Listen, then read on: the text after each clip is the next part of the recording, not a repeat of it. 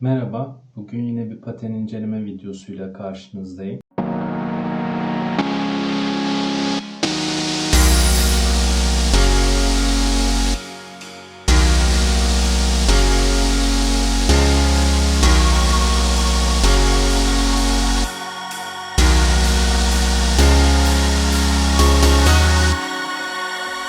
Bir süredir uygun fiyatlı başlangıç seviyede, giriş seviyede patenler araştırıyordum. Oxello'nun MFS 500 modelinin Türkiye'de satışa sunulduğunu öğrendim. Birkaç gün önce de mağazaya gidip bu pateni deneme fırsatım oldu. Uygun fiyatlı olması bakımından alınmayacak bir paten değil MFS 500. Hatta bu pateni beğenen, kullanan, inceleme videoları çeken yabancı patenciler var. Ama ben MFS 500'ü almayı tercih etmedim. Aslında Flying Eagle F4 Raven modelini almadan önce de MF500 modelini incelemiştim. Ama Flying Eagle'ı denediğimde ve gördüğümde MF500 çok hoşuma gitmemişti. Bütçemi bir tık daha üste çekerek daha kaliteli bir paten almış oldum. MFS 500 de aslında fotoğraflarında ne kadar fotojenik görünse de elinize alıp baktığınızda işte iç botuna dokunduğunuzda, ayağınıza giydiğinizde ya da işte tokalarına baktığınızda aslında çok kaliteli bir paten olmadığını belli ediyor. Bir de benim patenime benzediği için almak istemedim. Yine araştırırken başka bir patene rastladım. Bu patende Power Slide'ın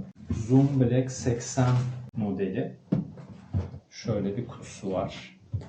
Bu pateni de mağazaya gittim. Deneyerek aldım. Çünkü mesela bu patenin 41, 42 ve 43, 44 yani 2 numara aralığında numaraları var. 42, 43 numarası yok mesela. O aralıkta bir numara olsa belki benim ayağıma daha iyi olacaktı. İnternet sitelerine girdiğiniz zaman işte ayağınızı parmak ucundan topuğa kadar ölçün. İşte şu kadar santimse bu numara olur. Şu kadar santimse daha büyük numara ya da küçük numara olur gibi bilgiler var. Ama ben o ölçüme dayanarak bunu internetten sipariş verseydim büyük ihtimal 41-42 numarasını alırdım ve geldiğinde ayağıma olmazdı bu. Çünkü mağazaya gidip önce 41-42'yi denedim ve direkt parmağım iç botun ucuna değdi. Bir büyük numarasını aldım. Kutuyu açalım. Kaliteli bir kutusu var. Eğer kaliteli kutuları seviyorsanız bu bir artı puan olacaktır Power Slide için. Bu kılavuzları genelde okumuyoruz ama okumanızı tavsiye ederim. Çünkü patenin bakımıyla ilgili, nasıl kullanılması gerektiği ile ilgili faydalı bilgiler oluyor. Onun dışında şöyle bir genellikle her patenle gelen T şeklinde yapılmış tornavida bir alyen var içinde. Bunları açmadım bile. Her bir paten böyle güzel şık bez torbalar içinde geliyor. Bir tanesini şimdilik alıyorum. Şunu da çıkarayım içinden.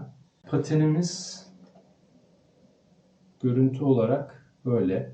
Diğer paten modellerinden farklı olan şey burada tek bir kelepçenin ya da tokanın olması. Onun da bu boğaz ya da boyun kısmında olması. Burada aşağıda bilek kısmında tokanın olmaması. Aslında aklıma takılan şeylerden biri oydu. Acaba bağcıklar bileğimi sıkmaya yetecek mi diye düşünmüştüm ama gerçekten iç botu kaliteli ve sağlam bir malzeme olduğu için bağcıkları sıktığınız zaman bütün ayağınızı sıktığını hissediyorsunuz. Şimdi patenin bilek kelepçesi olmadığı için bağcıkları iyice çekiyorum. Ve gördüğünüz gibi aslında bayağı bileğimi sıktı şu an.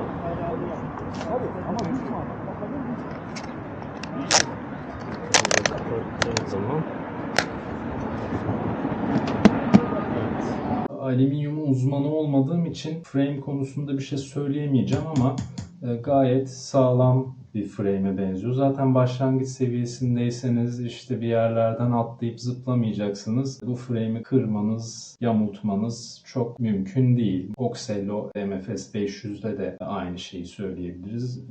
Ben yani internette görmedim bugüne kadar ben bu frame'i kırdım diyen. Belki eksi puan verilebilecek bir özelliği frame'in tabana perçinlenmiş olması. Çoğu patende aslında bunu sökebiliyorsunuz. Bu frame'i çıkartıp çıkartıp başka bir frame takabiliyorsunuz. Bu patende öyle bir şey yapmanız mümkün değil. Ama başlangıç seviyesi için yani bu da çok gerekli bir şey değil. Zaten ilk aldığınız paten büyük ihtimal birkaç sene içinde dış botu özellikle kullanmak istemeyeceğiniz kadar yıpranmış olacak. Çünkü sürekli düşeceksiniz, çarpacaksınız. Onun için bunu da bu şekilde düşünebilirsiniz. Yani bu frame'in buradan çıkıp çıkmaması aslında önemli değil. Frame'iniz eğer kırılmıyorsa ya da değiştirmeniz gerekmiyorsa, ki frame fiyatları yani şu an bir frame almaktansa yeni bir paten almak aşağı yukarı aynı fiyatlara denk geliyor olabilir. Frame ile ilgili söyleyeceğim bir diğer şey ise bu modelde 43 numaranın üstüne çıktığınızda frame'in uzunluğu artıyor. Flying Eagle patenimin frame uzunluğuna sahipken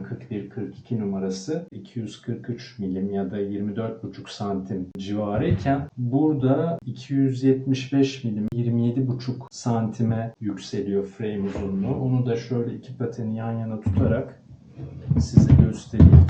Şöyle aşağı yukarı 3 santimlik bir fark var iki frame arasında. Ve bu patende dikkat ederseniz bu tekerlekler biraz aşındı ama şuraya baktığınızda tekerler arasında milimetrik bir boşluk varken bu tekerler arasında neredeyse 1 santimlik parmak girecek kadar bir boşluk var. Bunun nasıl bir etkisi olur bilemiyorum şu an. Onu ancak kayarken anlayacağım.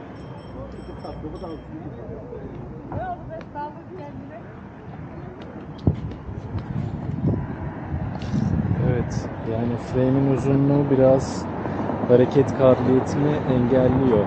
Makas pozisyonuna geçerken de daha uzun, yani o belki 6 santimlik toplam bir fark oluştu ve onu hissedebiliyorum.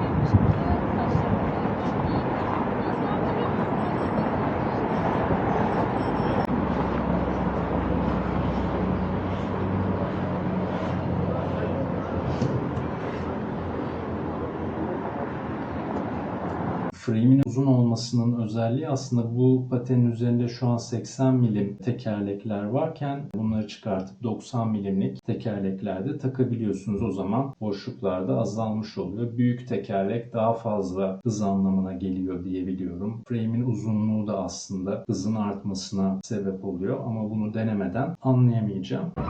Sanki frame'in uzun olup tekerleğin küçük olması hızlanmamı da engelliyor gibi hissediyorum. Yani diğer patende aslında daha hızlı gidiyordum.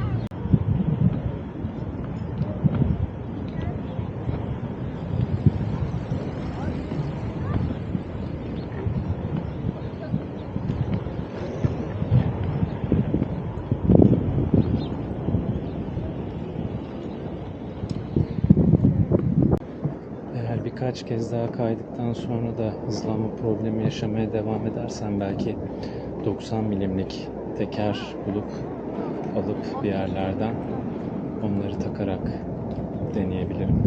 Bu tekerleklerin sertlik değeri de 85A'ydı. Evet. Bunlar da 85A sertliğinde. İnternette çok fazla inceleme yok. Farklı bir rengi, böyle bebek mavisi, civciv sarısı ya da pembe, açık pembe gibi renkleri var. Tekerleklerin çok çabuk aşındığını söylüyordu incelemeyi yapan kişi. Ama o tekerlekler de renkli olduğu için acaba pigmentle mi ilgili diye düşünüyordu. Bakalım, ben de kullandıktan sonra tekerleklerin ne kadar aşındığına dair de bilgi vereceğim. Tekerleklerle ilgili bir diğer dikkatimi çeken şey aslında tekerlekle değil de rulmanla ilgili. Tekerlerin şu an neredeyse hiç, yani şu biraz daha fazla dönüyor ama tekerlekler hiç dönmüyor neredeyse. Bunun sebebi rulmanların daha açılmamış olması olabilir. İlk kayıştan sonra rulmanlar belki açılacak ve daha seri dönmeye başlayacaklar. Çünkü bu tekerlere baktığınız zaman bunların rulmanları aslında kirlenmiş ve bir temizlik yapılması gerekse de bayağı dönüyorlar aslında. Hala dönüyor mesela iki teker en azından. Hiç doğru düzgün hızlanamıyorum. Çok zorlanıyorum hızlanmaktan. Rulmanlarla ilgili de olabilir. Tabii rulmanlar tam açıldı mı? Ondan da şu an pek emin değilim. Dış bot gayet sert bir malzeme. bu dış bottan hatta belki daha bile sert olduğunu söyleyebilirim. Eğer hani sizin için önemliyse mesela Flying Eagle'da burada bir alyanla şu kafı öne doğru eğme imkanınız var. Ama bunda o yok. Bazı patenlerde olmuyor bu. Yani burada bir alyan girişi olmadığı için bu kafı öne eğemiyorsunuz. Ama ben bunu giyip bileğimi kırıp öne doğru bastırdığımda kafın aslında yeterli derecede zaten öne doğru eğildiğini söyleyebilirim. İç bota bakalım hemen. Şöyle rahatlıkla burayı açıyorsunuz. Ve burada ikinci bir kelepçe olmadığı için de iç bot kolaylıkla buradan çıkıyor. Hatta bunun da iç botunu çıkartayım. İkisini birbiriyle karşılaştıralım. Hemen bunu çıkartmışken şunu göstereyim. Flying Eagle'ın tabanında bir şok emici var. Power Slide'ın içinde şöyle oldukça gereksiz. Sanki sadece tabandaki vidalar çok rahatsız etmesin diye konmuş incecik bir plastik malzeme var. İç botların tabanlıklarına baktığımız zaman iki botta da aslında aşağı yukarı aynı tabanlıkları olduğunu görebiliriz. Bunlar da aslında öyle çok kaliteli malzemeler değiller. Flying Eagle'ın iç botu yumuşak bir malzeme. Yani aslında bununla kıyasladığım zaman çok kaliteli olduğunu söyleyemeyeceğim bir malzeme. Buralar mesela böyle büktüğünüz zaman kolaylıkla eğiliyor, içine giriyor. Onun dışında şuralar bayağı yumuşak, parmaklara denk gelen yerler. Burada bir farklı daha kalın bir malzeme yapılmış topuk kısmındaki burası yıpranıyor. Pateni her seferinde temizliyorum. Bu iç botu her giyişten sonra kuruması için çıkartıyorum. En çok burası dış bota temas ediyor ve burayı kalın yapmışlar ama onun dışında buralar dışı fileli gibi ve oldukça ince 1 santim kalınlığında bir malzeme. Ama bu iç bota baktığınızda bu iç bot gerçekten yani şöyle neredeyse parmaklarımla sıkamayacağım kadar sert. Şuraları özellikle şuralar kalın. Buralar tam bileklerin denk geldiği yerler ve en çok vurma yapan yerler ve vurma yapmasın diye buraları özellikle kalın yapmışlar. Yani burası Flying Eagle'a göre çok daha kalın. Buralar çok sert. Dili çok kalın ki buradan zaten bağlayarak sıkıştırıyorsunuz bileğinizi. Onun dışında yine parmak kısmı yumuşak ama sanki daha kaliteli bir malzemeyle kaplanmış. Tabanları da aşağı yukarı aynı malzeme. Bu sadece boydan boya yapmış malzemeyi. Bu şu kısma yine parmakların olduğu kısma yapmamış. Ama hangi bot daha kaliteli derseniz bunun daha kaliteli olduğunu söyleyebilirim. Aynı zamanda mağazaya gittiğim için orada daha pahalı patenleri deneme fırsatım da oldu. Bu patenler genel olarak bu iç botlar sert gelebilir. Size mesela Flying Eagle'dan sonra bana bu bot aslında sert geldi. Uygun fiyatlı bir paten almak istiyorsanız bu arada fiyatını da söyleyeyim. Bu pateni nakit indirimiyle 6.200 liraya aldım. Başlangıç için iyi bir paten olduğunu düşünüyorum ama tabii bu frame ve tekerlek arasındaki mesafeler ne olacak onu bilmiyorum. Bayağı kaydım. Ama bayağı da yoruldum yani. Diğer patenle kaysaydım herhalde bu kadar yorulmazdım. Hala yani hiçbir gelişme yok.